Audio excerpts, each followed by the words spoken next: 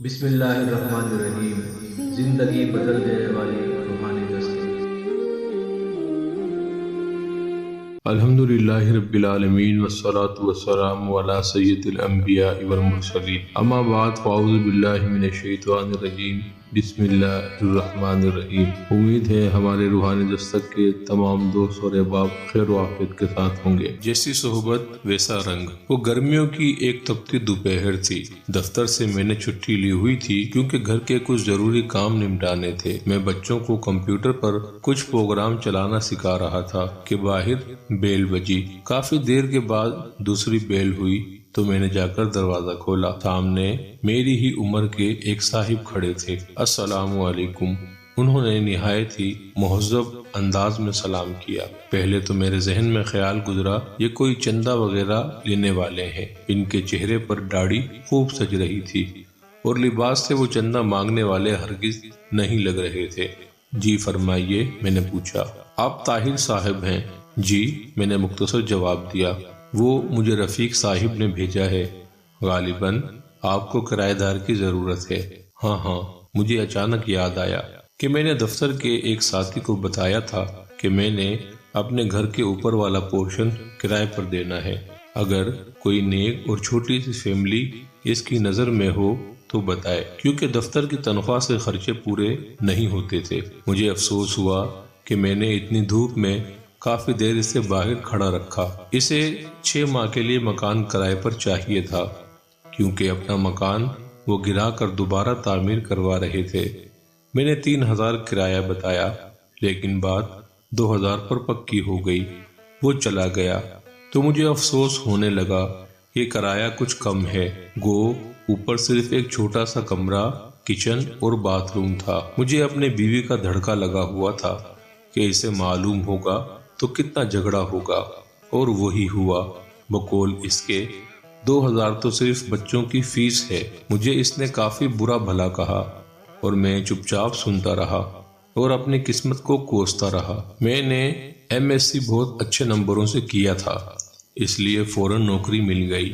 نوکری ملی تو شادی بھی فوراً ہو گئی۔ میری بیوی بھی بہت پڑھی لکھی تھی، وہ بھی ایک انگریزی اسکول میں پڑھاتی تھی۔ ہمارے 3 بچے تھے، مگر گزارا مشکل سے ہوتا تھا۔ اگلے ہی دن وہ صاحب اور ان کے بیوی بچے ہمارے گھر شفٹ ہو گئے۔ اس اہم موضوع پر اہم گفتگو چلتی رہے گی۔ اگر آپ ہمارے چینل پر نئے ہیں تو ہمارے چینل کو سبسکرائب کر دیجئے، بیل آئیکن کو ضرور پریس کیجئے تاکہ ہماری ہر نئی آنے والی ویڈیو آپ کو بر وقت حاصل ہو سکے۔ ان کی بیوی نے مکمل شرعی پردہ کیا ہوا تھا۔ دونوں بڑے بچے بہت ہی مہذب اور خوبصورت تھے۔ چھوٹا گود میں تھا۔ کچھ دنوں بعد ایک دن میں دفتر سے آیا تو میری بیوی نے بتایا کہ میں نے بچوں کو کرایہ دار خاتون سے قرآن مجید پڑھنے کے لیے بھیج دیا ہے۔ اچھا پڑھاتی ہیں، ان کے اپنے بچے اتنی خوبصورت تلاوت کرتے ہیں۔ مزید کچھ دن بعد جب میں نے ایک بیٹے سے تلاوت سنی تو پہلی مرتبہ میرے دل میں خواہش ابھری کہ کاش ہمارے بچے بھی اتنا اچھا قرآن مجید پڑھیں۔ ایک دن میں باہر جانے لگا تو اپنی بیوی سے پوچھ ہی لیا کہ وہ پارلر جائے گی تو لیتا چلوں، کیونکہ پہلے تو 2 مہینے میں 3-4 مرتبہ پارلر جاتی تھی اور اس مہینے میں ایک بار بھی نہیں گئی تھی۔ اس نے جواب دیا کہ پارلر فضول خرچی ہے، جتنی خوبصورتی چہرے پر 5 بار وضو کرنے، نماز اور تلاوت سے آتی ہے، کسی چیز سے نہیں آتی۔ اگر زیادہ ضرورت ہو تو گھریلو استعمال کی چیزوں سے ہی چہرے پر نکھار رہتا ہے۔ ایک روز میں کیبل پر ڈرامہ دیکھ رہا تھا تو میرے چھوٹے بیٹے نے مجھے بغیر پوچھے ٹی وی بند کر دیا اور میرے پاس آ کر بیٹھ گیا۔ بابا، یہ بیکار مشغلہ ہے، میں آپ کو اپنے نبی حضرت محمد صلی اللہ علیہ وسلم کا ایک واقعہ سناؤں۔ مجھے غصہ تو بہت آیا، لیکن اپنے بیٹی کی زبانی جب واقعہ سنا تو میرا دل بھر آیا۔ یہ تمہیں کس نے بتایا؟ میں نے پوچھا۔ ہماری استانی محترمہ نے۔ وہ قرآن مجید پڑھانے کے بعد آپ صلی اللہ علیہ وسلم اور صحابہ کرام کے متعلق بتاتی ہیں۔ اپنے گھر کی اور بیوی بچوں کی تیزی سے بدلتی حالت دیکھ کر میں حیران ہو رہا تھا۔ ایک روز بیوی نے کہا کہ کیبل کٹوا دیں، کوئی نہیں دیکھتا۔ اور ویسے بھی فضول خرچی اور اوپر سے گناہ ہے۔ چند روز بعد بیوی نے شاپنگ پر جانے کو کہا تو میں بخوشی تیار ہو گیا۔ اس نے کافی دنوں بعد شاپنگ کا کہا تھا، ورنہ پہلے تو آئے دن بازار جانا رہتا تھا۔ کیا خریدنا ہے؟ میں نے پوچھا۔ برقع۔ کیا؟ میں ہنسا تو وہ بولی، پہلے میں نے کتنے ہی غیر شرعی کام کرتی تھی، آپ نے کبھی مذاق نہیں اڑایا تھا۔ اب اچھا کام کرنا چاہتی ہوں تو آپ کو مذاق سوجھ رہا ہے۔ میں کچھ نہ بولا۔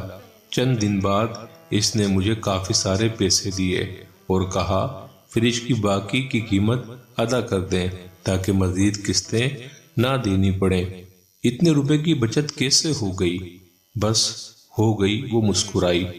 جب انسان اللہ کے بتائے ہوئے احکامات پر چلنے لگے تو برکت خود بخود ہو جاتی ہے۔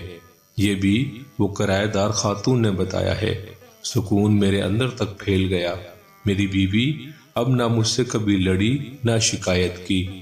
بچوں کو وہ گھر میں پڑھا دیتی ہے، خود بچوں کے ساتھ قرآن مجید تجوید سے پڑھنا سیکھ رہی ہے۔ وہ خود نماز پڑھنے لگی تھی اور بچوں کو سختی سے نماز پڑھنے بھیجتی رہی۔ مجھے احساس ہونے لگا کہ نجات کا راستہ تو یہی ہے۔ پیسہ اور آرائش سکون نہیں دیتا، اطمینان تو بس اللہ کی یاد میں ہے۔ مجھے اس دن 2000 کرایہ تھوڑا لگ رہا تھا، آج سوچتا ہوں تو لگتا ہے کہ وہ تو اتنا زیادہ تھا کہ آج میرا گھر سکون سے بھر گیا ہے۔